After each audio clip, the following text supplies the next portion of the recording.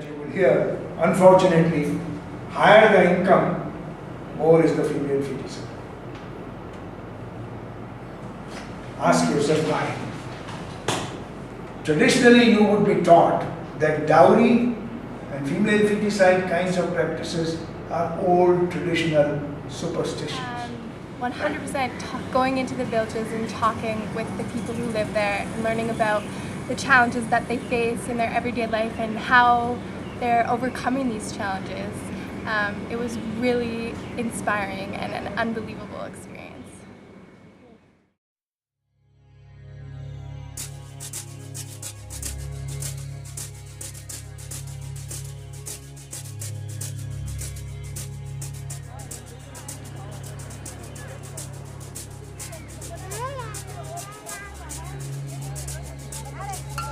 They're going to be thinking, boy, these people are funny, all they do is make it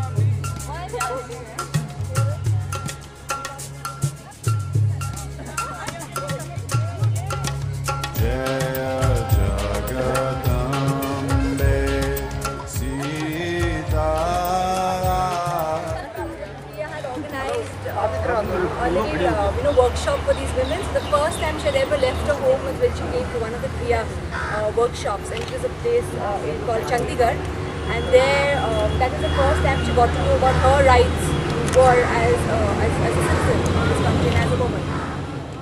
When it started, it was something like the men could not take it. They did not understand there was the whole need to get women out of the home. But now they have got, and she came out with her husband's permission. So when she initially had to come up, she had to get her husband's support. So she got that support, and now she is empowered enough and she can talk. Like we just saw, like she was having a whole dialogue with the gentleman there. And she's saying that looking at the situation, the scenario in their village, there was a lot of cases of where the female sex ratio had really dipped. So they felt a need to look at the problem, the issue. So they formed a cluster group and to look at the problem of female feticide and the dropping sex ratio. So they PRIA approached them and they took PRIA's help to facilitate this sort of a movement. And as a result, they have gone in for a lot of trainings on the issue of domestic violence. In general, what is the position of women in Canada?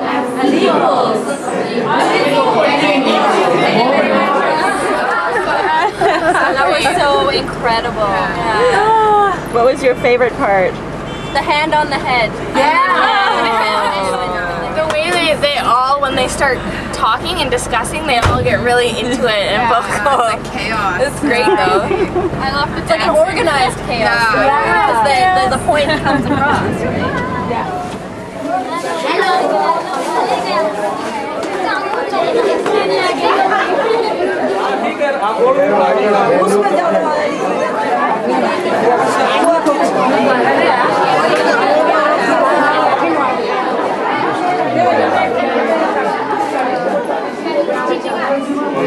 They are making the map.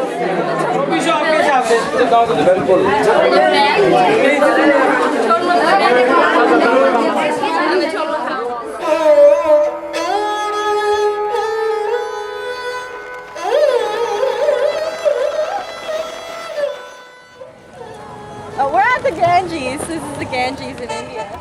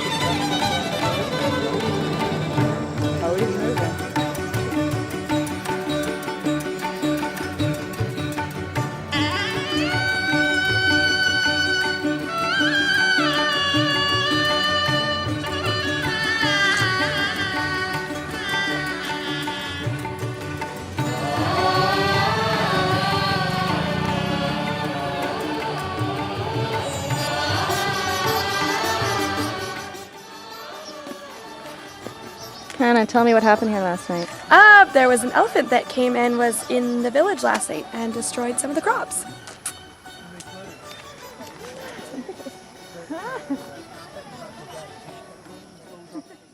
So how often do the elephant come? ये हाथी कितनी बार आ जाता है मतलब? ये हर 2-3 दिन में तो आ ही जाता है ये। हर 2-3 हर दिन? 2-3 दिन। He's saying every 2-3 days. Is it the same elephant? क्या वो वही हाथी होता है? नहीं, बदल के आते तो आप कैसे पता चलता है बदल? हैं। वो लग जाता है। उनको आइडिया है। यहाँ तो बहुत हाथी मिलते क्रॉपिंग सीजन जब आते हैं ना, जैसे अब इनका फसल हो गया, अब इनका बालियां आने लग गई, He's इससे saying आता it's है। a different one every time. So I asked him, how do you know it's a different one every time? So he's like, no, we get to know. And forest areas left. On paper, we may be having about 20% forest in the country, but in reality, the fact is most of it has become degraded. Most of it, may not be a real forest in the real sense. And as you said, urban expansion, the pressures from local communities, and so it is not easy. Not only from local community pressures of mining, all sorts of development pressures could be there.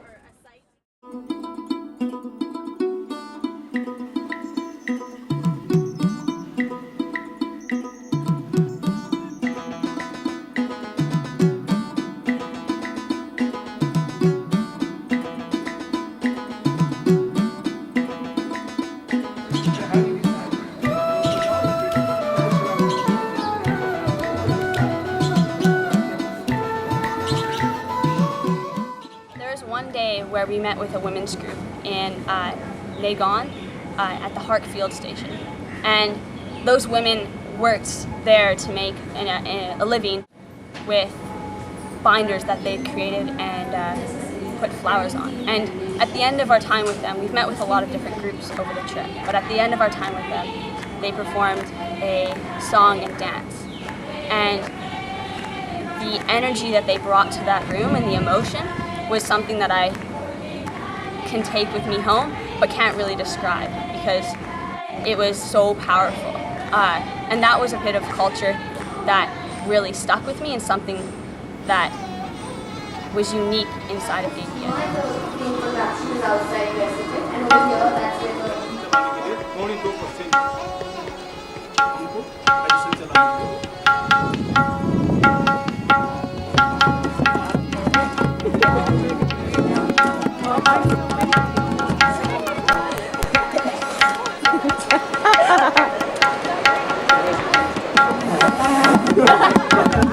My favorite part of the whole trip was when we got stuck at Hark. I thought that was great because we really got a feel for how they live out there.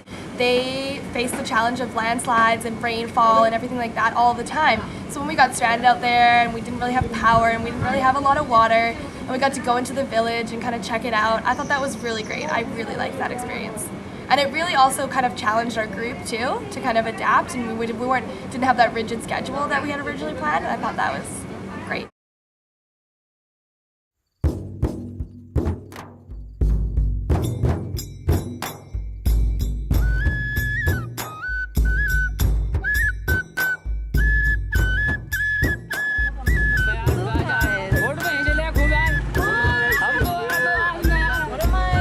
Moments that has really stuck in my mind for me was when we visited a village that were working in digging up a water catchment area, and I wanted to experience what it was like to do that hard labor, and so I asked if I could help them, and they said yeah, sure. And so I started digging, and I finally realized it's incredibly hard labor.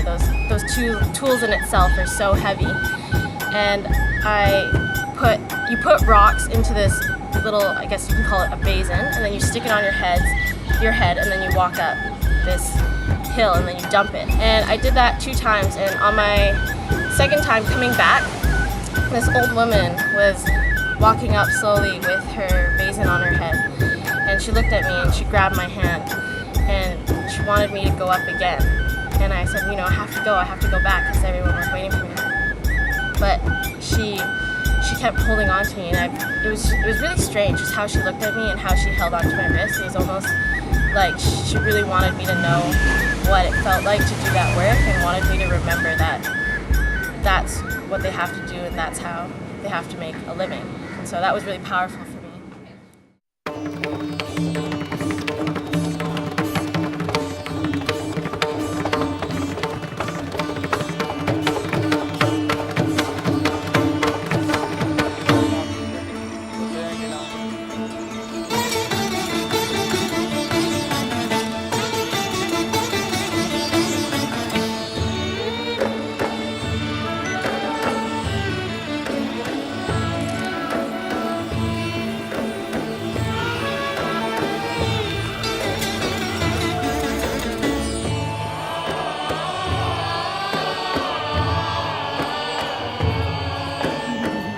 forget that feeling of walking in and seeing the Taj Mahal for the first time. And just that overwhelming feeling of love and just that this structure was created out of love and how powerful it was to have it standing there in front of you. I think it's really important, especially coming from a geography background, to do something in another country, because we're always learning about problems of development and sustainability in other areas of the world, and we can learn from them also what they're doing. And I think that it really makes a difference if you actually go to the country and kind of observe things firsthand.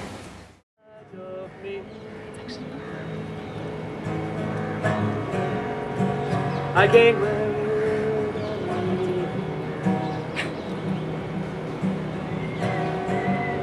getting up to see. Feels like I'm knocking